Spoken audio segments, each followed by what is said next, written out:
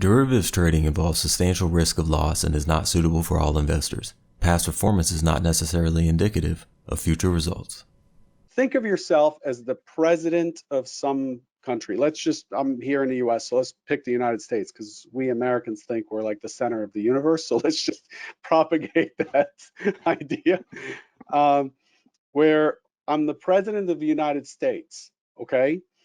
And I've got a cabinet of secretaries, right? The Secretary of State, Health, Transportation, whatever. And I'm at war. Do I care about what my Secretary of Transportation has to say about the condition of rural roads in Iowa? No. But if I'm running for an election and the swing state is Iowa, that guy is going to be really important. Same with your Secretary of Health. Yeah, pandemic preparedness, whatever, I don't care. And then the pandemic hits, and that's your number one person, right? And that's how information comes. So this is where context matters. But if you sit at a table and you give the president of the US, who has limited time in meetings, gives everybody equal share of input, that's how many people approach trading. All information is the same. It is not. What is driving things? What's important? What are the boulders, the big pieces? What do I need to focus on? Hey, it's a trend day. Do I care about the RSI on a trend day? No, that's a mean reversion kind of indicator, or a MACD or something like that. I need to pay more to momentum type indicators, moving averages, VWAP, that sort of stuff. But on other days, that stuff doesn't really matter. I need to be paying attention to the RSI. So, and I can always go to every single losing trade. Oh, dang, I should have noticed that the breadth is just pushing lows. Like, how did I miss that? How did I miss that? The breadth has been pushing lows all day. Why am I getting long? You see, I can always justify what I missed.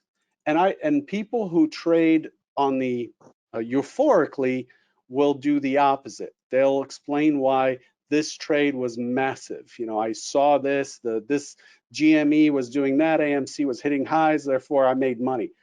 But really what matters is to understand that the outcome of each individual trade is random. You could have all the pieces going in the right direction, but your stop happens to be too tight and it takes you out by a tick. So try not to get in. My point being that there's always justification for everything. Try not to be in that mindset. Try to focus on the meat and potatoes of this thing. Here's what I'm supposed to do, which it seems from what I'm reading is what you're doing. I am working on reducing errors. In order for me to reduce errors, I have to have a plan. I have to have something. How do I measure an error if I don't know what the right thing is? I'm reducing execution errors. I'm not FOMOing trades anymore. Great improvement there. Your errors are going down and down and down. You should be seeing results, right? This is a big, difficult thing for people to eliminate, just to reduce errors. It seems easy, but they don't.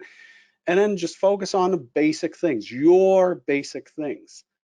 Don't worry about, Nanaimo took the same trade, and man, he's holding on and it's going to the moon. He's got diamond hands and he's YOLOing this trade and all that fancy stuff. don't focus on that. Focus on the fact that your trade was taken appropriately with the inputs that you have, and it just didn't work. And that is just the way it is, because you're playing on a statistical edge over time, just like Tendex was talking about.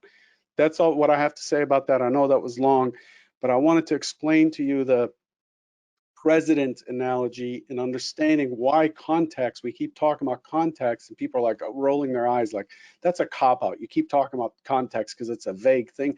It's not. It is just, you have to sit here and look at what's appropriate and what's important in the moment, in your time frame. And that's a lot to balance, but over time doing it, it just becomes easier and easier to be able to discern what's important and what's not. If you've enjoyed this analogy, subscribe to the channel and hit the bell icon to be notified about each new Convergent Trading video.